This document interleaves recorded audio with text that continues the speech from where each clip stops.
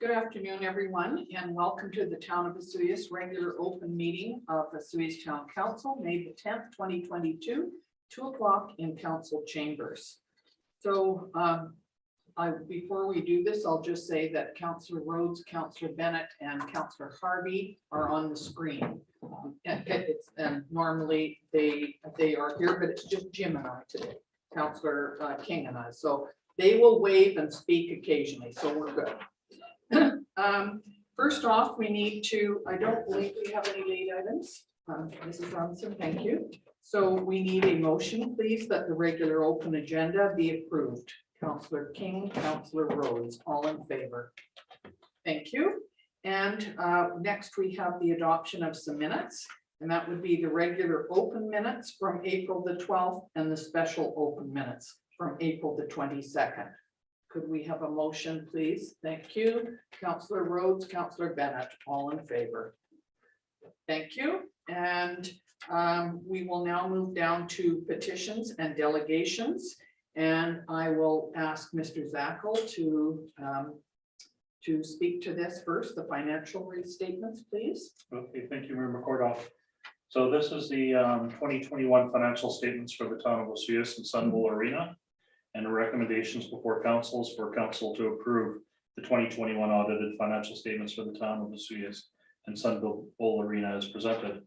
The town's auditors, MNP, have completed the audit of the town of Soyuz and Sun Bowl Arena and have prepared the 2021 financial statements for your review and approval.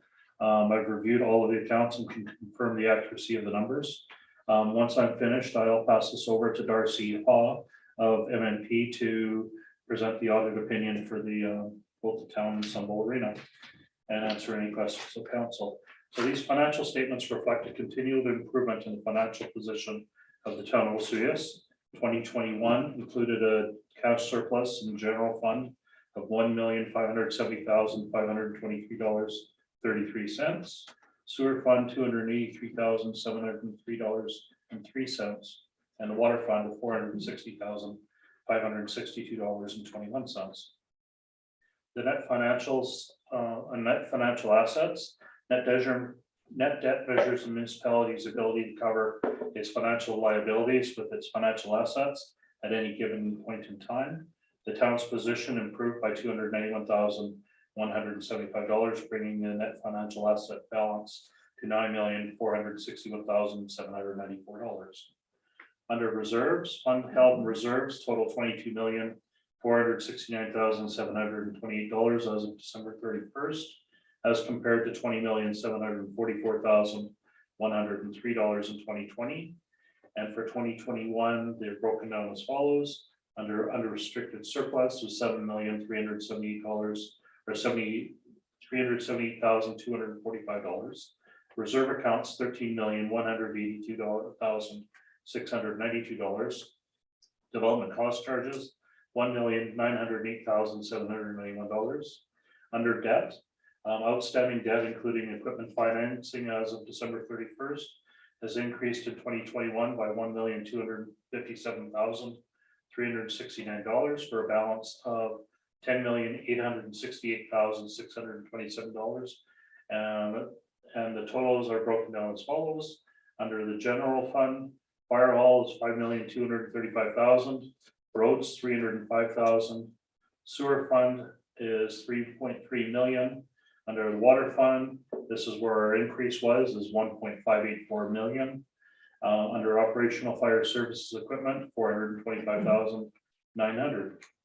Under landfill remaining capacity as of December 31st is 75%, reduction of 2.1% from 2020, and landfill post-closure liability at the year end is increased to $227,710.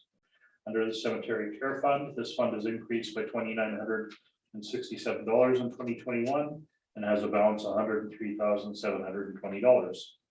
Under tangible capital assets, tangible capital asset net book value total $79,116,833 as of December 31st, as compared to $75,995,871 in 2020. Capital asset acquisitions were $5,540,000 $628 compared to $7.5 million in 2020.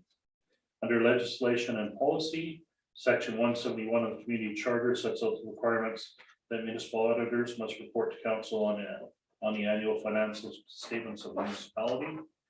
And we've got the Sunbull Arena financial statements, the independent auditors report, which will be presented by Darcy. And Sunbull also had a surplus of $21,265 for 2021.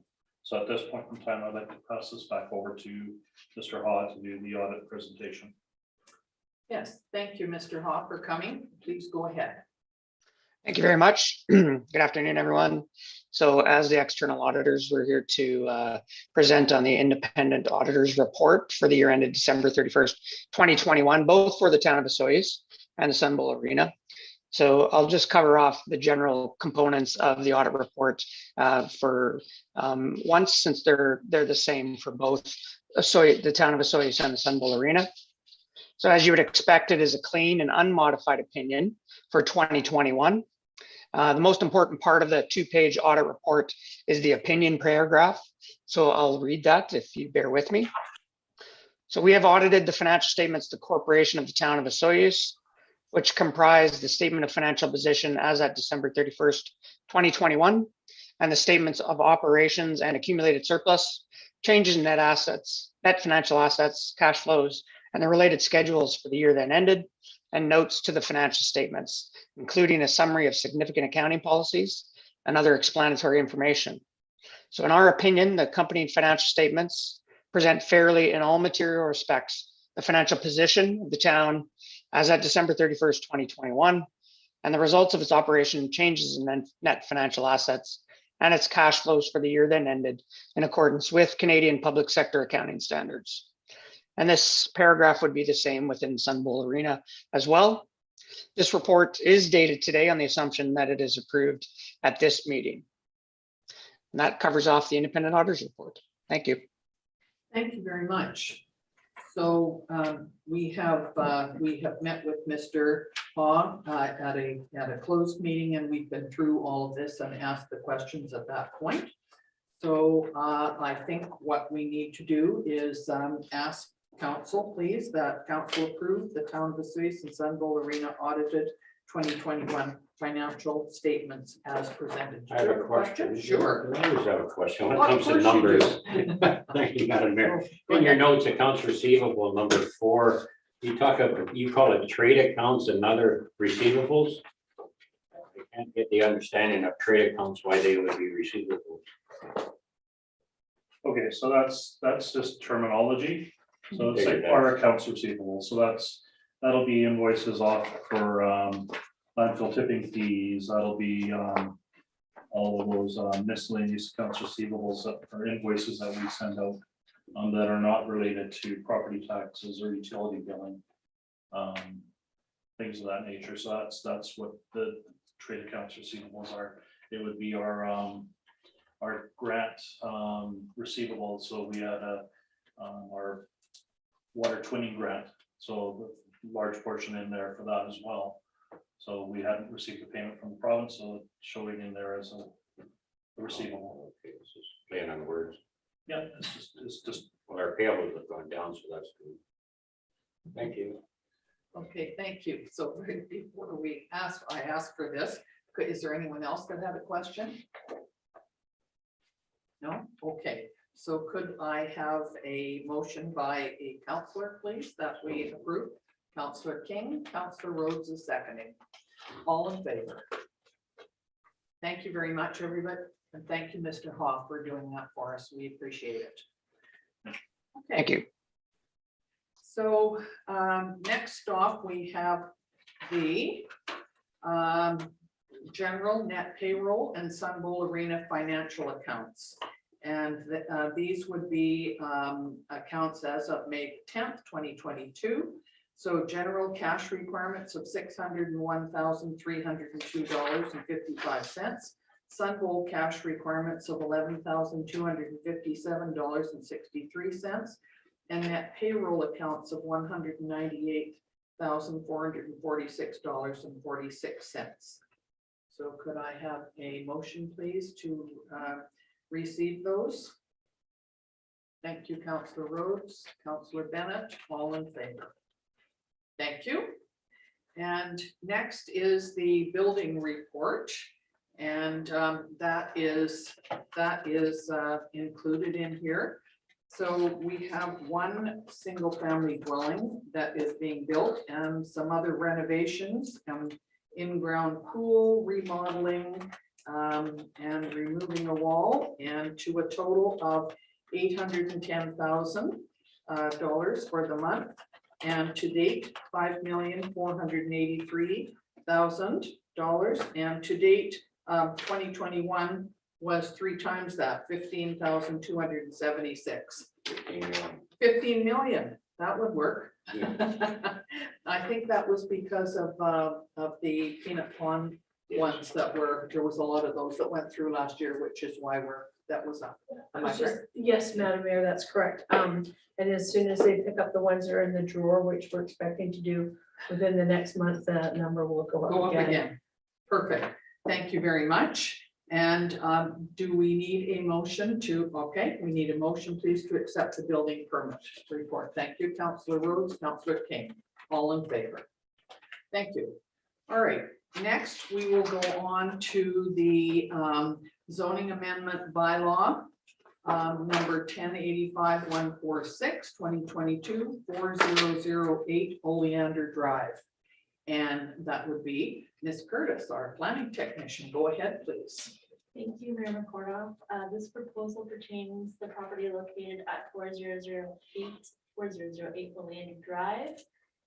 It is the recommendation of the department that the zoning bylaw application Z2205 be accepted, and that zoning amendment bylaw number 1085.142 be read for the first time, and that zoning amendment bylaw 1085.142 be read for a second time.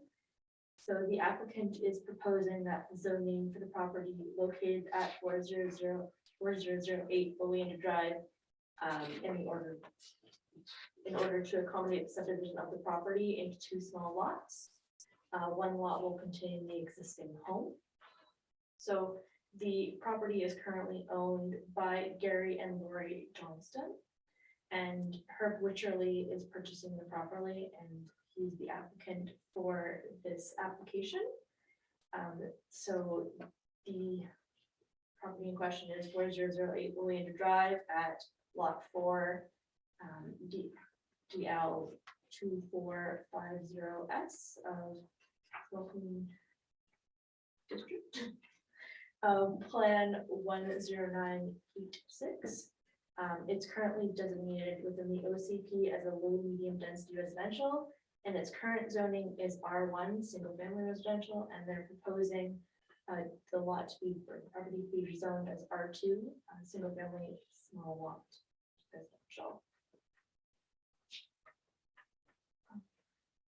The property in question is looking to have the zoning amendment required.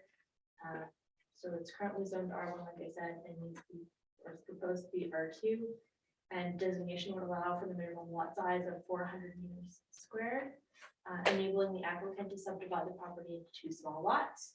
The proposed site plan attachment 5 illustrates that all proposed lots conform with the minimum lot size of the R2 zone.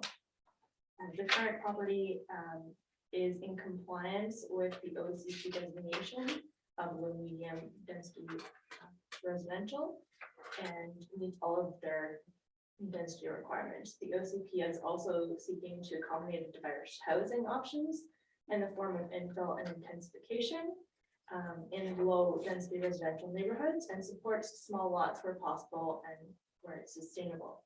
The proposed rezoning and subsequent subdivision of the subject property complies with the OCP designation and all its policies. Off-site servicing costs and additional engineering requirements will be secured through the subdivision process. Development cost charges will also be payable at the subdivision stage.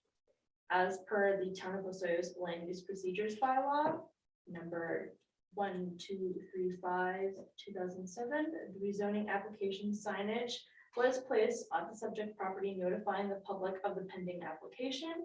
Once a public hearing date has been set, the neighboring property owners and tenants will receive notification by mail, and notices will be placed in the local newspaper as required under the Local Government Act.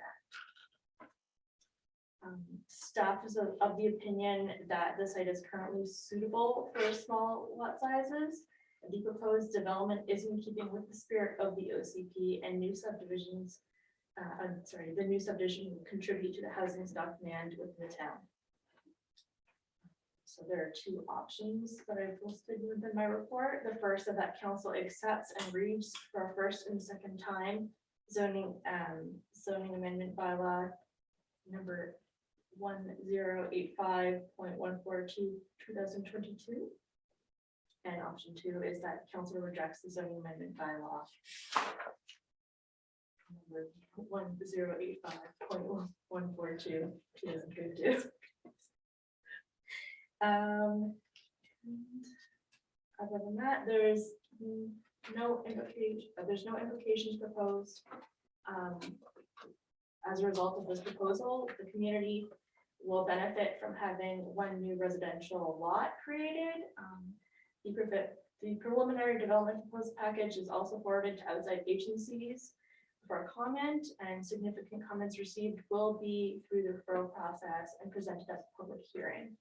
A notice of development sign was posted at the subject property, which is also shown in attachment 4, and the notification of the public hearing will be mailed, as stated previously, to all properties within a 60-meter radius as per the town's land use procedure bylaw, following the council's approval of the application and first and second readings of the amended bylaw. There are no impacts to the budget associated with this report. And should council grant first and second readings, staff are proposing a public hearing be held on May 24th, 2022, following the required notification process. The proposed amendment is consistent with the town's approach to sustainability, and the area is currently serviced. So, we have consulted with the Soyuz Fire Department and Operational Services, and will continue to do so as part of the subdivision and building permit process. As of right now, there's adequate servicing, and it's been confirmed for the purpose of the new lot. Great, thank you very much. Well done. It's our first time we're coming to present to council, so thank you very much, Leah.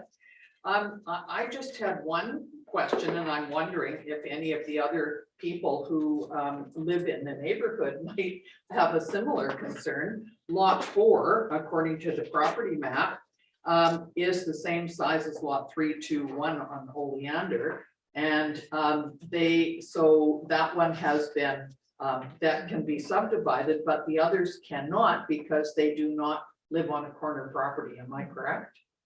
That would be correct. Yeah, And if I may, Mayor McCona, Sure. thank you.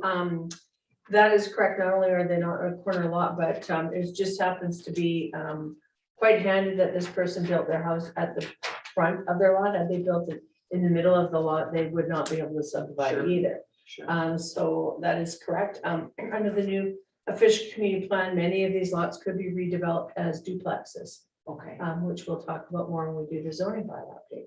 sure. Yeah, Thank you very much. Go ahead, Yeah, thank you, Councillor Madam King. Mayor. Since you brought that conversation, there's a house on the front lot. Will it look like a monster lot on a big house on a small lot?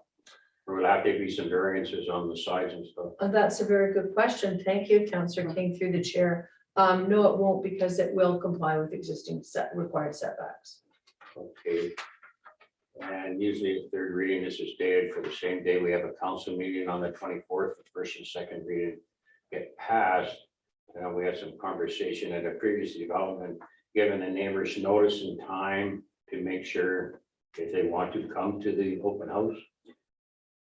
There is no, respectfully, there is no open house for this particular proposal. We only do open houses when there's an official community plan amendment. In this particular case, notification will be hand delivered to all parties within 60 meters and also mailed to all homes within Pardon my 60 meters. terminology. I'm talking about the public hearing. That's They correct. will make sure they get the notices. 'cause There was Absolutely. a bit of confusion. Absolutely. Okay, okay. Thank you very much. So there has to be done 2 weeks in advance. So in other words, the next meeting is planned. A minimum of public 10 hearing, days in advance. that's 10 days, correct. so you'll get that done so that That's the correct. 24th. Okay. Ready to push a button.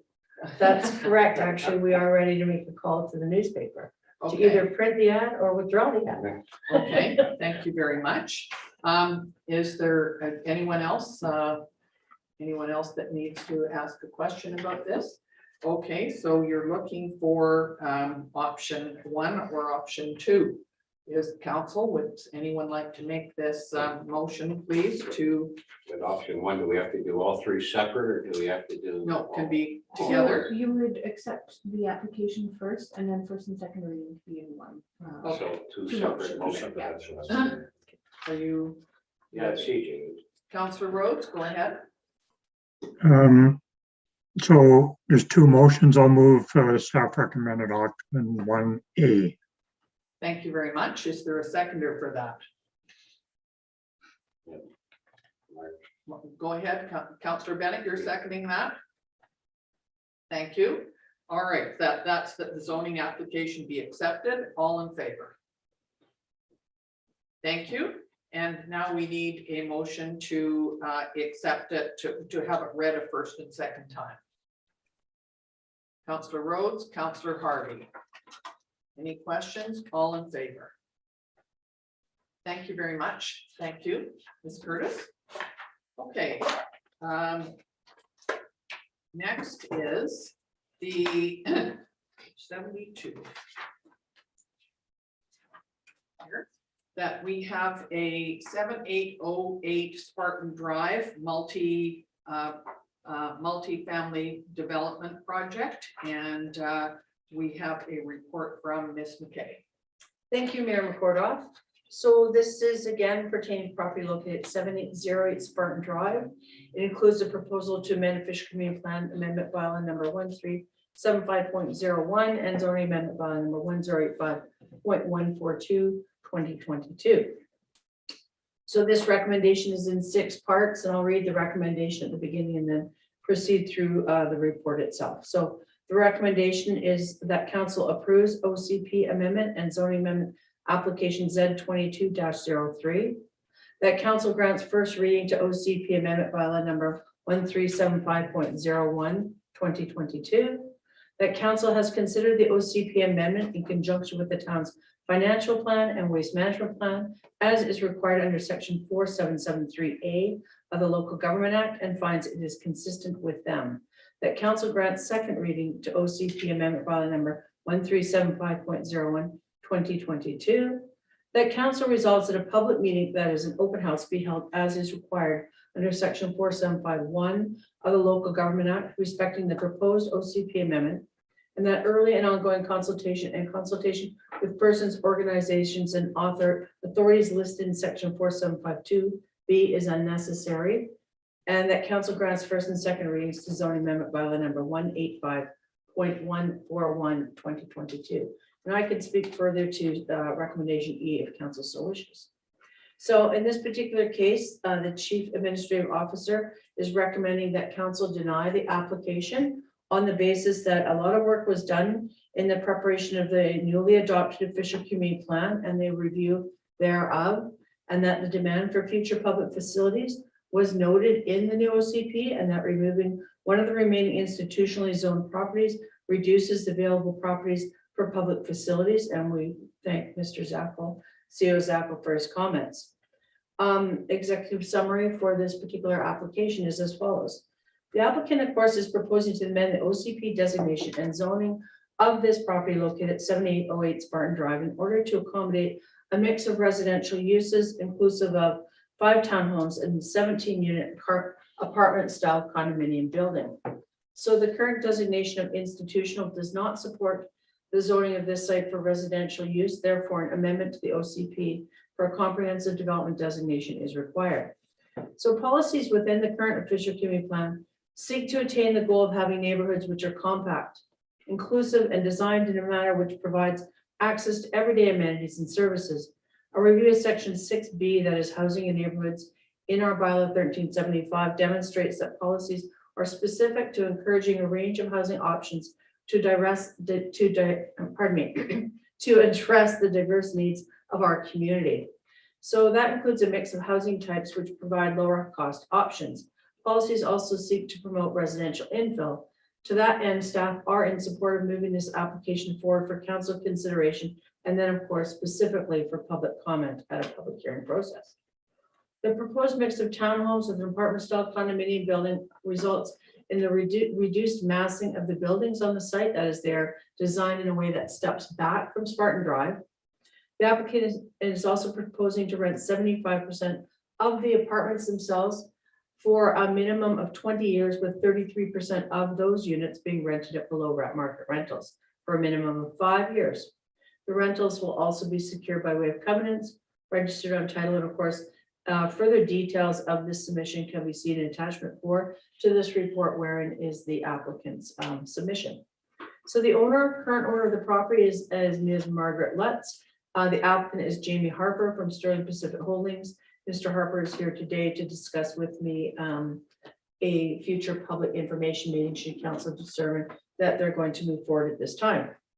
The legal description of the property is block 748, plan KAP 2450, district block 2450, except plan 28741, all of SDYD. OCP designation again is public institutional. We're looking for a comprehensive development designation in the OCP, and an amendment from the zoning from institutional to comprehensive development 13 zone. So you'll recall, as part of that town's official community plan review, we also prepared a housing needs report, and that report was submitted to town council and the province of BC in accordance with part 585.2 of the Local Government Act. The housing need report outlines data relating to housing needs and provides a recommendation on housing best practices. Now, as part of the OCP process, our local community members and business operators were keen to point out the link between community health and adequate housing stock. So basically acknowledging the diversity of housing sizes in the community, encouraging a maximum 70% of new multifamily units to include 1 and 2 bedroom units. Consider opportunities to expedite permitting procedures for development applications proposing the provision of attainable ownership or rental unit or special needs housing. And recognizing the interconnection between a solid supply of affordable housing forms and new job creation. So with respect to multifamily development permit area, development of both the townhomes and the apartment building will require the issuance of a development permit in accordance with the multifamily development permit area guidelines. These guidelines set forth a threshold of design expectations which must demonstrate each project to the town. So these guidelines include the use of earth tones, soft muted colors, etc. Now you'll note that in your package presented to council today, there are renditions of the proposed development, and further information would be available at a public information meeting, and then furthermore at a public hearing. So the town zoning bylaw has a maximum density of 75 units per hectare for the R7 zone. The proposed development does not comply with the zoning, as the proposed development is 22 units on a 0.2 hectare parcel, which equates to 15 units per hectare. Therefore, the proposed density is 7 units greater than would be permitted under the R7 zone. But in this particular case, I want to note that we have underground parking, which is sufficient in site area to accommodate the proposed uses without overcrowding. You'll note that more recent proposals that we've seen come forward to council have all had ground level parking. So that's why I make the note of having the underground parking makes the site much more usable and doesn't result in overcrowding. The applicants also provide a shadow study.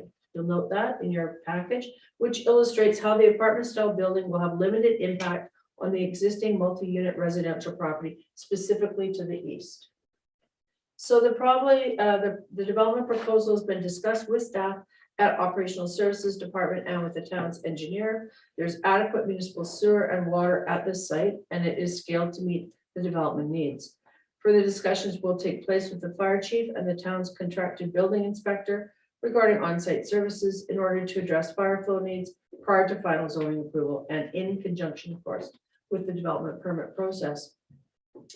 So with respect to the Local Government Act, section 4751 of the LGA states that during the development of OCP or the repeal or an amendment of an OCP, the proposing local government must provide one or more opportunities it considers appropriate for consultation with persons, organizations, and authorities it considers may be affected. Specifically, that is the board of the regional district, the board of any regional district that is adjacent to the area covered by the plan, the council of any municipality that's adjacent to the area covered by the plan, First Nations, boards of education, greater boards and improvement district boards, the province and federal government agencies. So consultation under this section is in addition to the required public hearing. Now, given that the proposed amendment to the OCP would allow for use which is consistent with community needs, which were established as part of the development of the town's new OCP, and that the proposal will address a specific need for housing, staff are recommending that council consider that referral to the above noted agencies is not required. Note also, though, that staff have been proactive in consulting directly with Interior Health and the School District 53, and that responses to those referrals are included in this report. Staff is also going to reach out to groups and agencies in the community who have expressed concerns with respect to housing availability. For example, Destination Soyuz, members of the Hotel Association, Desert Sun Counseling and Resource Center, South Okanagan Chamber of Commerce, and any other organizations that council may identify.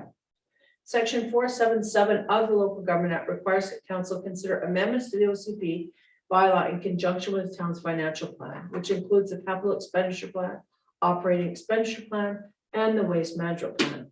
The basis for this consideration is that incremental OCP amendments can have a cumulative impact on the town's financial plan and need to be reviewed prior to council's second reading to amend the bylaw. The rationale being that when growth reaches a certain point, new facilities and staffing resources are needed. In this case, it's concluded that proposed amendment to the OCP will allow for an increase in density or units per hectare, but that the use itself, that is residential, remains consistent with the needs of the community. Furthermore, the current zoning and OCP designations on the property as institutional would allow for a congregate care facility with unlimited density and would likely require additional servicing beyond the requirement for the 22 units. In summary, of course, the proposed residential units have been identified as a need within the community, will not have an adverse impact on the town's financial plan or the regional waste management plan. So staff are in support of moving this proposal forward to rezone the subject property at 780 Spartan Drive in order to accommodate a small apartment building and 5 new townhomes, with the proposal to maintain 75% of the apartment units as rentals for 20 years. Then it also aids in addressing, some of our housing shortfall in the community. I recognize that it is a change in the designation. I would like to point out to council that we do have underutilized institutional land at the Soyuz Medical Clinic site at 89th and a Highway 97, and inclusive of 2,500 meters of vacant land there, as in addition to an additional 7,400 square meters of vacant land at 78th and Spartan, and additional lands in the rear of the site where the Anglican church is.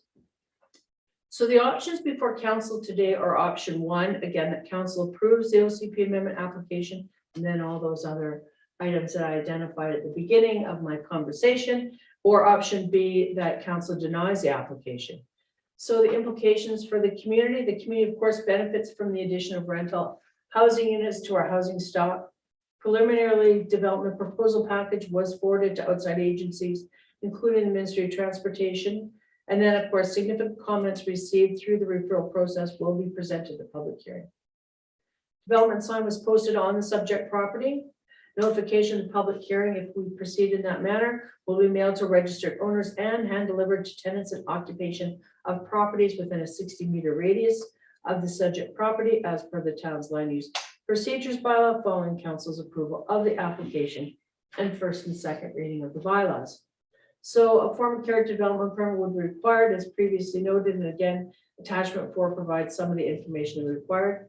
This proposed zoning amendment has no implications to the town's budget. Significant dates as per section 475 of the Local Government Act. When considering an OCP amendment, the local must provide 1 or more opportunities in addition to the public hearing for appropriate consultation. And we are suggesting a public meeting, information meeting, open house of next Tuesday at the Sonora Center. And that further details of that could be provided following council's consideration, and we would hand deliver notifications of that public information meeting to folks in the area. Sustainability, the property is located within a municipally serviced area, which has been identified for future multifamily developments. I'm happy to answer any questions you might have. Thank you, Mayor McCordoff. Thank you, Ms. McKay. That was very detailed. It report. is fairly Yes. detailed for sure. Thank you. So I will certainly turn it open to council. Yeah, thank you, Madam Councillor Mayor. King, you're Yeah, always I got first. questions Okay, today. no problem. You mentioned the section 475.1, which is great, you've got support here in the audits, obviously. But I'm relating to section 475.2B, where you say it's unnecessary. What is that section referring to? So basically, thank you, Councillor King through the chair. So that particular section refers to the board of the regional district. And this is specifically, and this is on the second page of my report. So basically, this is the section that says specifically that we must refer and consider whether or not consultation is required with the board of the regional district, the board of any regional district adjacent to our area, council of any municipality that's adjacent to our area, the Board of Education, although we did reach out to them independently, greater boards and improvement district boards, the province and federal governments and their agencies. This typically refers to large-scale projects that are going to have a significant regional impact. Aren't you just reading section 475.1? I'm looking for section 475.2. That is section 475.2, section. Okay. Yeah, it doesn't state it as that, does it? Never mind. Yeah. Well, no, I'm just, one says you're gonna talk to people, and the other one says it's unnecessary. So to me, it kind of conflicts in general conversation. So we are going to talk to the public, Mhm. and we are going to hold a public information session. That's what we're suggesting, and that the larger consultation process with the regional district board and adjacent municipalities is not necessary, Okay. given the size of the project. Okay, that's what I want. Thank you, Get Councillor King. clarity on. Did you have another question? No? No, that's clear to go. Councillor Bennett. Thank you, Mayor McCordoff. To Gina. Gina, when you're talking here, I'm going through this and I see all this 75% of 17 and then 33% of this many units. And now we're going to come down. When I figured out, I look at it and we're talking about this housing needs study. And I look at it and what I come out is I see 2 units that are going to be low market rent for 5 years. And who's going to step, what is market rent? Is that a good thing? Is it $1,000, 800? Then the other ones are 4 units or whatever, lower cost for 10 years. What does lower cost mean? This is because these are rentals. What's lower cost for those other units for 10 years? I'm just a little lost on the whole presentation. Maybe it's because I'm on drugs. I don't know. Well, Go ahead. thank Ms. you, McKay. Councillor Bennett, for that information. Just to clarify, so what we're suggesting is 12 of the units would be rentals and 4 of the 12 units would be below market. With respectfully, it's difficult for me to determine what is market rentals. The market rentals numbers were included in our housing needs report at the time, and they're basically established by CMHC. And they're not typically, it's not a number that we would typically determine. Market rental standards are something that this Canadian Mortgage and Housing Corporation, they would give us that number. Below market rental means we would have a number below that, which is usually 30% of an established income. Yeah. So I can't tell you it's going to be X number of dollars per month, if that's the number you're looking for, Councillor No, Bennett. I'm just sort of confused of we're talking about 22 unit housing needs, and basically we're talking about in the end 4 units are going to be lower cost, not 22. Correct. Does anybody else have a question? So I have a concern, and I absolutely appreciate the comments that the CAO has given to this. The piece of property is is zone institutional, and I know that you mentioned some of the other ones that might be considered institutional, but I'm not sure that they're, I think they could be privately owned by churches and so on. Am I correct? That you mentioned the Anglican Church for one. So that, I'm not sure that falls into the same category, but I do have a residential development applications form that you provided in an in-camera meeting in January. And we have many places in town already that are in the process of having, are under construction. Some of them were on, at that time, were in third reading, and they have since been approved, and rezoning in progress, and that's been approved.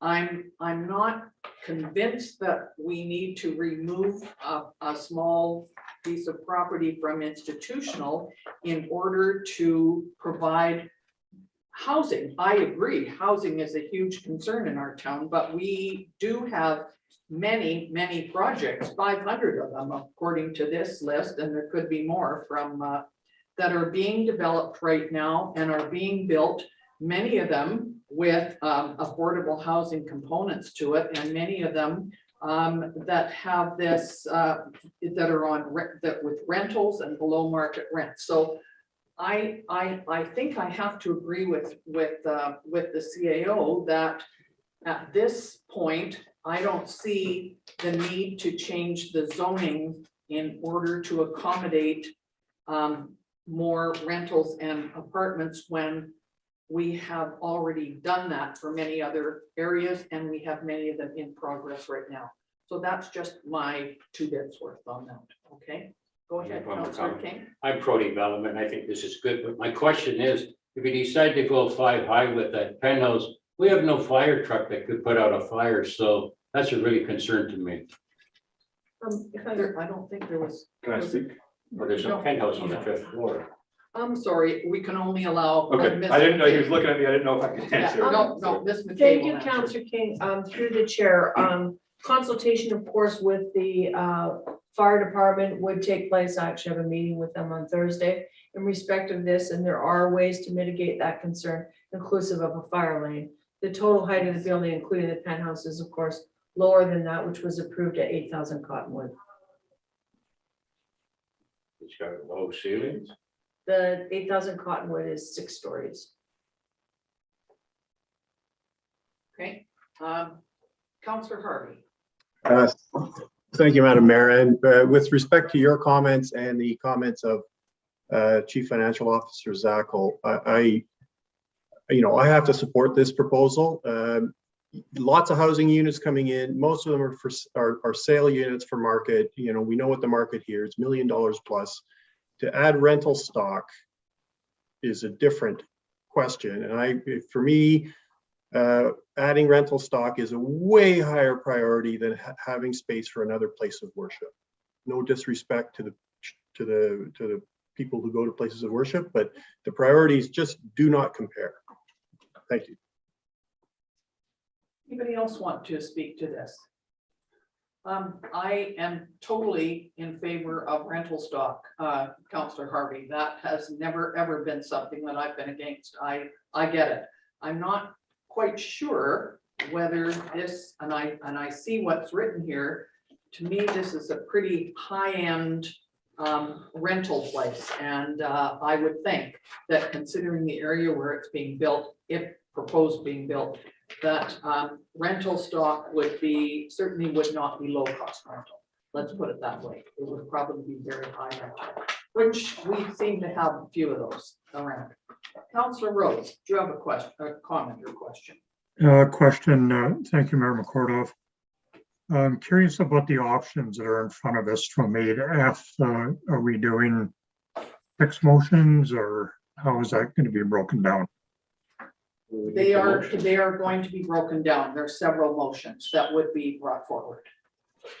Well, I'm prepared to start on it. I just need to know what direction to go. Are we going 1A? 1A would be the first one that the approve the official community plan amendment and zoning amendment bylaw. Is that the one you're referring to? Yes, so moved. So moved by Councillor Rhodes, seconded by Councillor Harvey, that the council approves the official community plan amendment and zoning amendment bylaw Z 22-03. Application. Application, sorry, No worries. application. If any more questions about that, all in favor? Against? Thank you.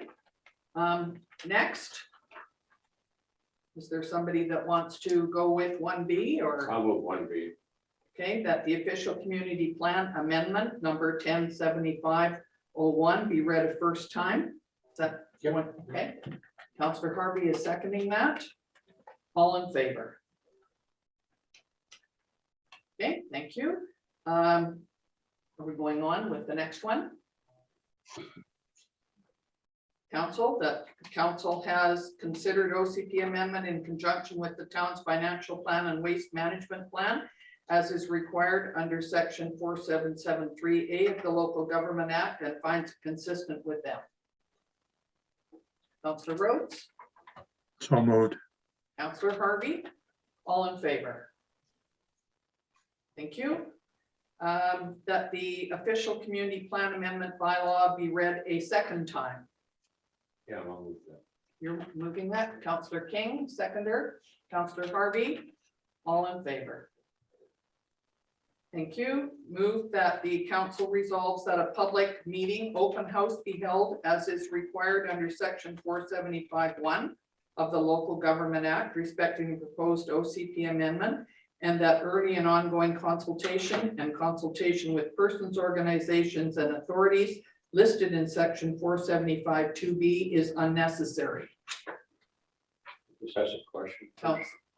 Councillor Rhodes is moving that. I'll second. Going, you're I have a second. question. Go Would ahead. that open house be in the evening, so there's a chance for more people to attend? Thank you, Councillor King, 6 PM next Tuesday evening at the Sonora Center. And I'll speak to that at the end. Oh, You okay is with that that? enough time? You're fast. Okay, all in favor? Mayor McCraw, Sorry, may I ask if Councillor Bennett was in favor of the second reading to the OCP? I didn't see He that. didn't put his hand up. the second time. Are you in favor of that, Councillor Bennett? Thank you. Okay, so this one, have we voted Yes, on? you voted on that one. Oh, On number E, can you speak before we vote on it? which one? On number E, you said I you'd don't- speak to it after we voted. I'll speak to it during the conversation. Okay, No, at the end. At the end. what if So we pass it now and I don't like your conversation? you can Well, change then it. it would be a regular day. All right, so I think we've just got one left. Yeah. Okay, the zoning amendment bylaw 1085-141-2022 be read a first and second time. Is that correct? Thank you, Councillor Bennett, or sorry, Councillor Rhodes, Councillor Harvey, all in favor. Thank you. Thank you, Councillor King. Through the chair, I just Yes. wanted to mention that we will hand deliver notifications of the public information meeting to neighbors in the area so that we don't end up with the same situation we did previously, where the neighbors said that they weren't made aware of the public information meeting as per your request previously. And so we will make sure that the folks in the area, and of course, word of mouth, I'm sure in this town will have plenty of people out next Tuesday evening on the 17th, and then the public hearing will be held on May 31st. And we would also mail and hand deliver notices and post those notifications in the newspaper and on our website and at the town office and the planning office as is required under the Local Government Act and our procedures. So there's two things that were public information, open house next Tuesday evening at the Sonora Center at 6 PM. And we'll provide further information, and Mr. Harper will be there to answer questions as well. It just goes out 60 meters from the Well, there's- water, will it go all the way down to White Sands? They're. I'll make sure that everyone in White Sands gets a notice delivered to their door. Thank you very much. You're welcome. Okay, there isn't anything else on this particular issue? No, okay. So thank you. So we will move on to the zoning amendment bylaw number 1085-136, consideration of first and second readings at 5003 Lakeshore Drive. Ms. McKay. Thank you, Mayor McCordoff. Now, the application before you today is pertaining to property located on Lakeshore Drive, more commonly referred to as a water slide site. So the recommendation here is that council accept application Z21-05. That the zoning amendment bylaw number 1085.136, 2021 be read a first time. That zoning amendment bylaw number 1085.136, 2021 be read a second time.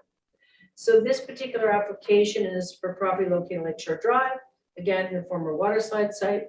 The property is zoned tourist commercial and has been previously considered as a development site for a large-scale hotel, complete with restaurants and a pub. The current proposal seeks to approve the site for a small cafe and a 40-unit townhome complex. At the time of application, the property was owned by Tecosha Holdings. It's now owned by the applicant, which is Hot Sand Developments of Mission, BC. Again, 5003 Lakeshore Drive, Lot 2, District Lot 100, SDYD Plan 43338. OCP designation is a mixture of tourist, commercial, and multifamily residential. We can speak to that when we look at the map. Current zoning is C4 tourist commercial, and the proposed zoning for the eastern portion of the property is R7 high density residential. Again, proposed amendment zoning amendment 1085-136. So the applicant is proposing to develop the eastern portion of the property on the subject property with a 40-unit townhome development. Attachment 3 to this report indicates the proposed subdivision of the property into 2 lots. The western portion of the property, that is Lot A, will remain as a commercial site and it will accommodate a small cafe. The eastern portion of lot, which is Lot B, is proposed to be developed with the 40 townhomes. The current zoning is C4, which is tourist commercial, and that zone supports the proposed use of the western portion of the property only. Lot A has a total of 0.45 hectares and will support 23 parking spaces and a loading bay on the proposed cafe site. The cafe will also have a footprint of approximately 264 meters squared and an outdoor dining space, which is 32 square meters. The parking requirement is actually 11 stalls only, so they have ample room for parking on the commercial site. So the townhome complex is a property which is 1.09 hectares in size. The R7 or high density residential zoning would allow for a maximum of 75 units, and they're proposing only 40 units, which is of course well below the maximum allowed under that proposed zone. So garages in each of the proposed townhomes will accommodate 2 personal vehicles, and note also that the driveways in front of each of the homes will accommodate 2 additional vehicles in most cases. So we feel that there's been ample space provided on site to accommodate parking. The townhome site also includes an additional 14 visitor spaces. Site maneuverability mapping was provided by the applicant and illustrates that emergency vehicles are able to navigate the site accordingly. And a secondary exit at the top of the site also provides an added safeguard if needed. So the applicant again is proposing to install remote controlled sliding gate between the commercial use and the residential uses to the east. And that emergency service vehicles will be equipped with the means to open the gate both electronically and physically if required. So again, if we talk about the official community plan, the eastern portion of the property was designated as high density residential in response to comments heard through the OCP consultation process, in that designation will allow for maximum density as previously discussed of 74 5 units per hectare. The townhome development complex will require the issuance of a development permit. The proposed development is aligned with the multifamily development preliminary guidelines as set out in the town's OCP, and the proposed townhome site has been designed to take advantage of the natural slope of the land by stepping the buildings back from the front to the rear of the property. The proposed cafe again requires also issuance of a formal character development permit. And again, additional details in those plans will be included in the next report to council, which we're thinking will be the public hearing, but we'll find out. Again, options before council: that council approves the application and then reads the amending bylaw for the first and second time, or option 2, that council rejects the proposed amendment and the application. Now, staff are supportive of moving the proposed amendment forward. Projects consistent with the OCP and will result in the development with far less traffic than could be generated under the current tourist commercial C4 zoning. With respect to the community benefits from additional housing option. Of course, the cafe is also within walking distance of Lakeshore Drive residents and provides a service not currently offered in that area of town. Organizationally, preliminary proposal package will be forwarded to outside agencies, including the Ministry of Transportation, for comment. Significant comments received through the project or this proposal, the referral process, would be presented at the public hearing. Notice of development sign was posted on the subject property, and notices would be mailed to registered owners and hand delivered to tenants within 60 meters following council's approval of the application and first and second reading. Form and character development permit would be required for the cafe and for the town development. And of course, their information in your package pertaining to that development permit. Offsite servicing costs and any additional engineering requirements would be secured through the subdivision process. And that includes any additional geotechnical studies and road improvements to 41st Street.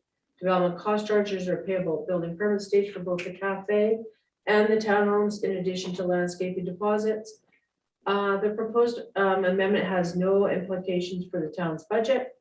Following issuance of the multifamily development permit, the applicant would then have 2 years to substantially commence work. The property is located within an area with, that's currently municipally serviced, and we have determined that there's adequate services there to support the proposed development. Again, consultation with staff at the fire department and operational services, in addition to the town's bylaw official, has already taken place. So we've already had those conversations, and discussions would continue as part of the building permit process and as plans are finalized. So thank you very much for your time. Thank you, Mayor McCarthy. Thank you. Go ahead, Councillor. Thank you, Madam Mayor. Who else? I'm really glad to hear that some money will be going towards the rear exit. That's kind of a little just tractor lane really there right now. If I could speak also to that, that'd be fantastic. Thank you so much, Councillor King, Mayor McCordoff. Yes. You note also that that road is the north end of the property that is also been up for conversation and will also be coming back to council for an amendment to that current zone. That's 4217 Lakeshore Drive. So additional funds for improvements to that road would be all secured also through that process. And I don't know if you can really give me an answer with all this new development on Lakeshore Drive. Is there any movement sidebar of this development that Lakeshore Drive is going to have a new entrance onto Highway 3? That's a very good question, Councillor King. It's certainly something that we're hopeful will happen. We would like to see a light at that intersection. It's my understanding Sue's Indian Band has been in discussions with the Ministry of Transportation about moving forward with improvements at what we call Incommute Corner. That may happen in advance of any luck we have with a new light at Lakeshore Drive. So we will be speaking with them. That's been talked about with Ministry of Transportation many times. When the light at Cottonwood went in, that was also talked about. Thank heavens we got one light along there. But, Yes. yeah. Thank you, Mayor McCordoff. And I know also that the proposed zoning amendment from the C4 to the R7, which actually result in less traffic to that location, given that it would be residential versus a hotel, which was previously approved or is allowable under the current zoning. But it does do away with RV parking as it sits today. That's correct. Always changes. So my concern, I guess, is that Lakeshore Drive is not really a very wide road. And as we continue to provide more, Councillor Bennett's looking at me, as we continue to provide more housing and facilities and so on down there, is there a need to look at the actual road, or is it too late to do anything like that? I don't know whether Mr. Zackel knows anything about that or not, but to me, it's kind of, I think it's a little narrow for all the traffic that we might be expecting down there. That's where we talked about the need for the access, a second access to Lakeshore Drive. Yeah, Or improvements or lighting and things of that nature. So as these properties develop and the traffic flows change, it puts additional pressures on for us to get that accomplished. It has been a very, very slow process with highways. It really has been. so And if they're kind of willing to talk quite often. They've been at several meetings that I've been at, so we could certainly bring that up and ask them to have a look at that. Go ahead, and then I'll ask Councillor Bennett. Oh, thank you, Mayor McCarthy. I was just going to mention that there is some additional road width on that road that's undeveloped. So there is some undeveloped road right of way where we could do some improvements to Lakeshore Drive without having to expropriate, for example. But it would not be an easy task, and nor would it be cheap. No. So it's something that operational services and myself will have to discuss about how we can move forward with fitting this in the future. I would like to note that property at 4217 Lakeshore Drive, that is the old golf course that they refer to on Lakeshore Drive. There is a stipulation in that zoning that when they get to a certain threshold, they have to look at and work with the Ministry of Transportation for improvements at Lakeshore and the highway. So we'll be discussing that in the very near future because they're bringing forward an amended proposal. So this is coming up again. Okay, Councillor Bennett, you had a question or concern? Just a comment, Mayor Kordoff. It's kind of interesting. This one went around 180 degrees because I remember the current owner, previous owner, want to put in 40-some units, and it was turned down by the town because they want a high density. And when the water markers up are going in, they forced them to go to the 4-story, and we had all the big fights about having all that density and all the big towers on there. And now today we go back to what he wanted to put in 15 years ago. Just kind of interesting. Yep, things adjust and change all the time, don't they? All right, we are looking at, go ahead, Yeah, Councillor I'll King. move option 1A, council approved zoning amendment application Z21-05.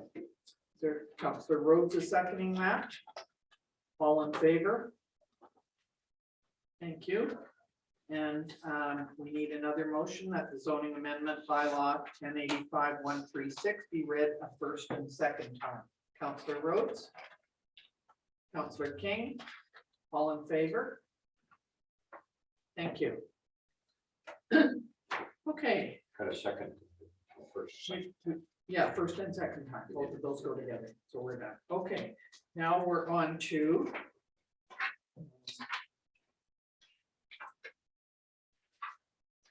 there's all these tags in here. The administrative fees and charges amendment bylaw and consideration for adoption.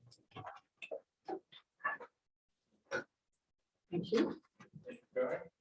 We need a motion, please, that the administrative fees and charges bylaw 1331 be adopted. Is there anybody like to make that motion? Councillor Rhodes, seconder. Councillor King, all in favor? Thank you. And we have the 5-year financial plan. And we're looking for, we need to note that there was no public input was received on that. So we're looking for the 5-year financial plan amendment bylaw number 137601-2022 be adopted.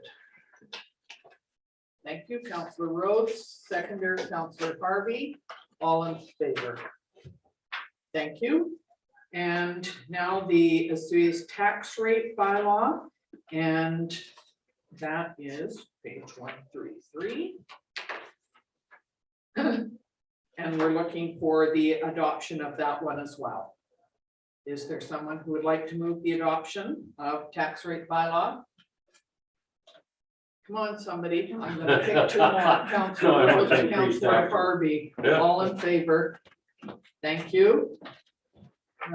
At the museum, parcel tax amendment bylaw, number 1300.07, consideration of adoption. We need a mover and a seconder. Thank you, Councillor Bennett, Councillor Rhodes, all in favor. Thank you.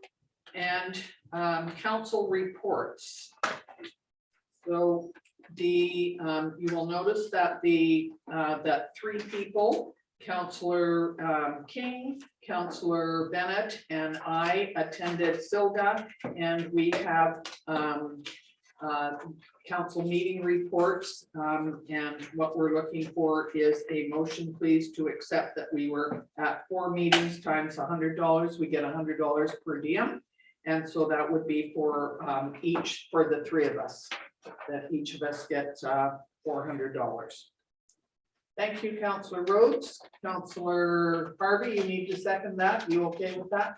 Thank you very much, because the other 3 of us were at that. All in favor? Thank you. And so we now have the Accessibility and Age-Friendly Committee meeting minutes. And that was on March the 17th, which is a while back. Councillor King, you were there. Would you like to comment on any of this, or? Well, I can make a couple of comments, I guess. Again, the committee is very committed to moving forward with accessibility issues in this town. Seems like every month, Councillor Davis is always looking for grant opportunities so we can match some money to move forward with improvements around the town. I guess a couple of things. The Senate Garden is definitely moving forward. It seemed to have got stalled and wintered and weathered, but now we're back on track. Going to be very excited on Heritage Walkway there. Is one of the main things in their report. And every month we seem to come up with new ideas and new opportunities. It's just, I guess, next year budget time, the community will lobby for more money because there's a lot of things that has to be done. Thank you very much. Well, thank you. Yes, when I read through this, I'm quite amazed at the number of things that come forward at your meeting. So well done. So what we need is to, I believe, yes, we need to move that the Accessibility and Age-Friendly Committee meeting minutes of March 17th be received as information. Thank you, Councillor King, Councillor Rhodes, all in favor. Thank you. And now could we have the CAO's report, please? Yes, Mayor McCordoff. So this is recommendations that the May 10th CAO report be received for information. Under CAO, reviewing reports for upcoming agendas, working with corporate services on a couple bylaw issues. Corporate services director has been busy working on postings and other various human resource issues for the town. Director participated in deputy fire chief and CAO interviews. Director has been working on victim services agreements. Director and deputy corporate officer met with representatives of the school district and have been appointed as presiding and alternate presiding officials. Deputy corporate officer attended bylaw writing course that was hosted by LGMA. Deputy corporate officer working on the annual report as we speak. Corporate service admin support organizing the vault. Director, deputy corporate officer, corporate service admin support attended training for the new town's website. Corporate service admin working on scanning town's minutes into the town's electronic management system.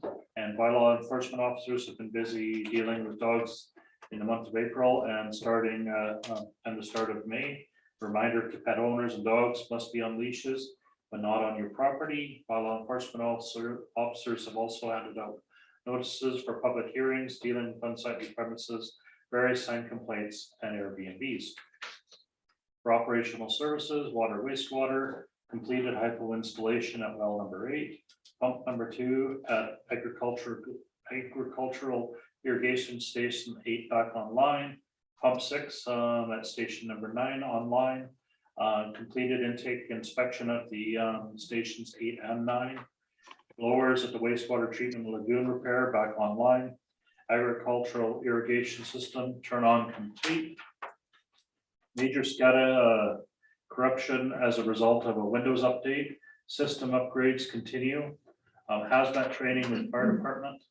Fire flow test on 56 and Lakeshore for development. For public works, road sweeping, dust control on gravel laneways, landfill, West Bench parks and operating yards. Lot behind museum and 78th Avenue cleaned up. Ongoing repairs due to vandalism and graffiti. Boat trailer parking lot open for the season. Elm tree removals on town-owned property by the Palms. Installation of swim buoys on Gyro, Cottonwood, Goodman foreshore. Parks and median irrigation turned on. Capitol, Legion Beach, construction has started. Main Street concept designs, final concept received and is being reviewed. New scale and office trailer. Office will be placed May 19th, the scale placed after. SCADA upgrades continuing, site improvement being reviewed. Self-domestic servicing, all tie-ins complete, working on final steps to completion. Active transportation plan, council engagement in June of 2022. Community engagement coming shortly. Starting to work on 2022 capital programs. Initial discussions with electrical engineer about generator replacements. Preliminary road designs complete, reviewing. Design work continuing on OHNSA upgrades and agricultural station 8 and 9. Design work continuing for hypo injection at the wastewater treatment lagoon. And for fleet, unit 32 still out of service, repairs being completed. And unit 19, the F550 back in service. Landfill solid waste, staffing shortages due to illness. For community services, Interior Health has moved into their temporary building, but will still be offering clinics on Tuesday afternoons and Wednesdays from May 17th to June 17th. We've interviewed for the Sun Bowl Arena lead hand and also for the recreation facilities attendant. The Sun Bowl Arena has officially shut down on May 1st. We're doing our annual maintenance, so we'll have the ice back in July for summer camps. Work at the Desert Park RV site improvement is delayed, but we're working with the contractor to finish the project as soon as possible. Retaining wall at Lawn Bowling Club has been completed. This ensures a safe, practical area and activities on site during Canada Day will not be interrupted. Blast ball sports of all sorts and woodworking have been very popular this past week. Still working or still have the openings for the town and RDOS representatives for our Community Service Advisory Committee. Meetings are held once every month. Staff meeting for the Festival Society to ensure efficiencies when organizing events. Parks washrooms are now open until 10 p.m. We're working on the repairs for the flood damage in the dressing rooms at the Sonora Community Center. Under planning projects, staff are increasingly busy with inquiries as summer season approaches. New development proposals are being reviewed by the team on a weekly basis. Installation of services at Meadowlark Phase 2 and Lobelia are expected to be completed within the next 2 weeks. Construction is underway at Lakeshore Drive multifamily project. Business licenses, 3 new business license applications. We got the Capital BMR Construction, Beach 6 Acupuncture, Calcative Design, and businesses that have closed are Sun Salutations, DWB Painting, Casa Police B&B, Cage Electric. Under building permits, new building permit applications, 1 new single family dwelling and 1 in-ground swimming pool. Under finance, completing SOPI reports, beginning preparation for property taxes, process 2 FOI request with 2 additional ones pending, water twinning grant processing, updating e-tax for the 2022 hog calculation. And that's the report. Thank you very much. Mr. Zappel, one of the things you mentioned was, I think the Interior Health doing the clinics. Did you say they were 2 afternoons a week? They were, was it I thought it was Tuesdays? Mondays all day that they were, no, it's changed? Yeah. Oh, good. That was I the didn't know that. latest, unless it was different in the last week or so. Okay, so you said Tuesday afternoons and Wednesday afternoons? Tuesdays and Tuesdays and Wednesdays, yes. Okay, well, thank you, I didn't know that. So we need a motion, please, to accept the CAO report. Thank you, Councillor King, Councillor Rose, all in favor. Thank you. And now we will look at council reports, and first is Councillor Bennett. Turn your mic on. Could you turn your mic on? My clock was ringing little bells, so I had to turn it off. The meetings, I guess, at we've had a couple trails meetings. This Friday, we're gonna have an international bike trail meeting in Soyuz, which Mayor McCordoff set up with Gerald. So there are people from all over Washington, the Kootenays, some maybe even Idaho and Similkameen. Basically the SILGA conference, I'll just go through very quickly. If you want to get in the film industry, they're looking for tons of people. They're opening their schools at the airports like in Kelowna and stuff. Also, I went to the Kelowna airport meeting and Sam was very good and talked about some of the operating costs, like one of those big jets or small jets is $30,000 a month to lease and $6,000 an hour when they're flying it. So I'm not sure how they stayed open during this COVID, but it was very interested. And there's probably about needing 5,000 pilots. So if you're in your family's interested in aviation jobs, they're looking for tons of people. The other thing I went to is a procurement meeting, and I'm gonna do up a little write-up for that and report it to council separately because that would take at least half an hour. That's my report. Thank you very much. Councillor Harvey. Thank you, Madam Mayor. So on April 27th, I attended as the alternate the school district meeting. I can report that field trips are on again and grad ceremonies are on again, and everybody's very excited about that.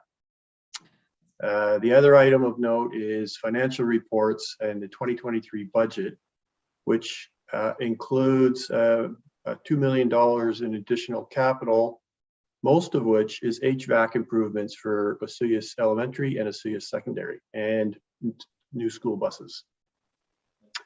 Last week on May 4th, I attended the Library Board's Financial Committee, where we had an in-camera meeting to consider last year's financial reports and auditor's report.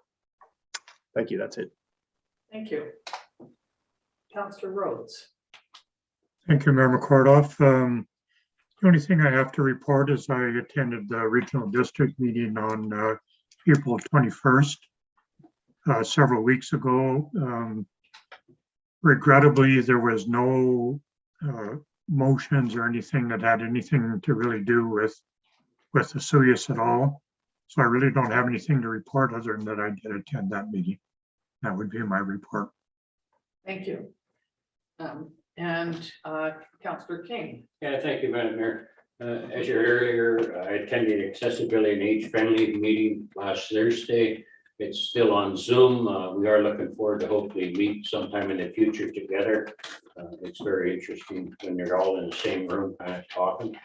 But the most important thing, I think it's important that Mayor and some councils always attend SILGA. I had the pleasure of attending with Councillor Bennett and Madam Mayor Sue. And a couple of the things that I felt was important that I attended was making infrastructure projects feasible. Quite interesting to learn about infrastructure in other towns and how they do it.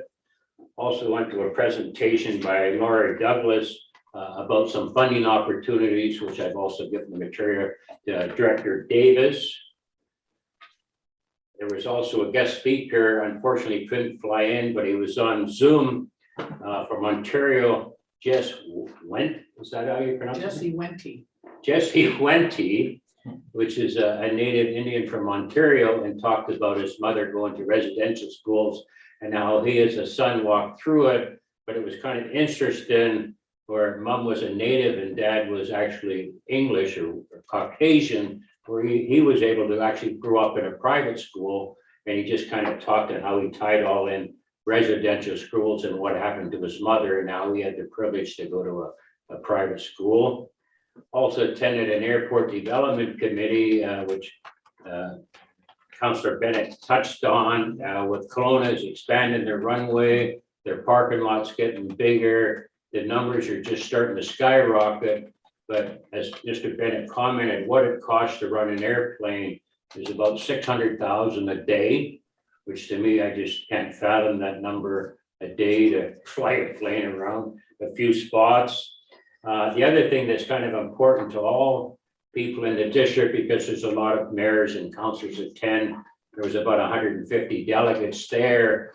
And when you sit there for a day and kind of be patient and discuss some resolutions, there was 30 resolutions that went forward. And again, I guess one of the biggest concerns to make sure the provincial government puts some more money aside for floods and fire. And that's my report. Thank you. Thank you very much. Yes, and I was the third one to attend SILGA.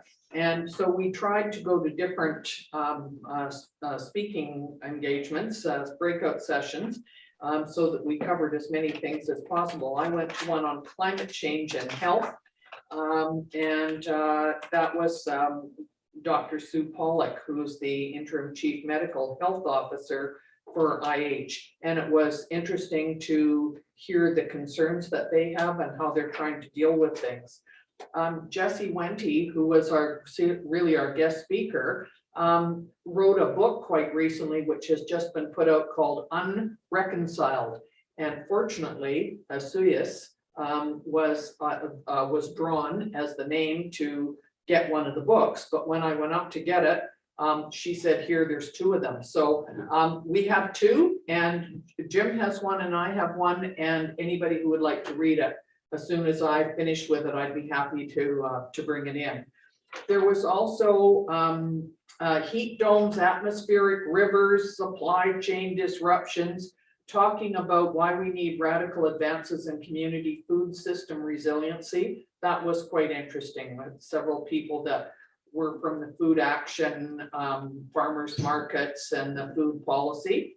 And the attainable housing, the missing the middle, several people talked about that. And they said the step code 5, which is, I think, the most important thing to in looking at things, it would be hard to achieve. So they were sort of giving us all of the things that might be confusing when you're trying to address all of these attainable housing. So of course, it's one of the issues that's going on with everything. It was a fun event and we enjoyed it. And I do have several other things that I've attended, because we actually have not had a meeting, a council meeting, for a month, so for 4 weeks. So I did go, Councillor Bennett asked me to attend the education meeting for the ministry, or for School District 53. And it was pointed out that the Ministry of Education and Childcare has said that they need to have enough childcare for everyone. And they've apparently said that the care for school age kids will be on School District 53 property. So anybody who's in school, that's not preschool. I'm not sure that they can guarantee that, but this is for kids who are in school that would normally go to after school. They have to provide that, and that's starting next year, I believe. And there's, for graduating students, there's an Indigenous grad requirement for everyone. And it can be a First Nations language course or locally developed course, and it will be starting the grad for 2023-24 that year. That was interesting. And online learning, ULearn will be going for 1 more year, and then it will switch to online learning. So we've had ULearn here for quite some time. So that was one of the others. Also, Councillor Councillor King, Councillor Bennett, and I attended the opening of the lawn bowling in Soyuz on April the 30th. We were not able to actually lawn bowl because it was raining that day. So they did provide us with some nice coffee and sandwiches. So that was good. And they are open to anybody who would like to join lawn bowling. They give lessons. They have it for all age groups. They bring school kids down as well. And they're very happy with the wall that's been put up at the end of the lawn bowling. So they said to say thank you. The Desert Center opening was on April the 22nd. And that was Earth Day, the next day. And their Councillor Bennett was there as well. They had tents put up outside because it was not only cold, but it was raining and it was blowing like crazy. And so they had asked me to speak and I said, well, first of all, I'd like to say that Soyuz is known for Canada's warmest welcome. And they didn't think that was that funny that day because everybody had their hoods on and their raincoats and their winter jackets. However, we were very happy to see the boardwalk, which has been finished. And it's a great place to go and visit, take your visitors and take kids. Easter extravaganza was on and that was held down at Gyro. And fortunately, it was a very nice day. So that was a good thing. RDOS, the one last week that I was at, the RCMP from all the areas in the regional district, they were there and they talked about things, and I'm pretty sure that Sergeant Beta would very likely come to a meeting of town council and explain we're doing pretty well actually down here, so that's a good thing. However, one of the other concerns is CEO Zakla and I were on a couple of meetings today about RCMP policing costs, and so the main thing is UBCM and all of the municipalities are asking the federal government to cover the costs of the new contract, because the back pay, for one thing, goes back to about 4 years. We're not sure that that's going to happen, but there's certainly been a lot of pressure put on them to do that. The Soyuz Farmers Market opened last Saturday outside here, and it will be on every Saturday from now on. It was a nice day last Saturday. It was, I think there were 20 different vendors that were there. So please come out 9 until 1 on Saturday mornings. And I attended a couple of things that were at the Soyuz Spring Festival put on by the Arts Council. And it was on from May the 4th to the 8th. And I went to the opening night it was called Jason and Ferris and Jason Romero. It was excellent.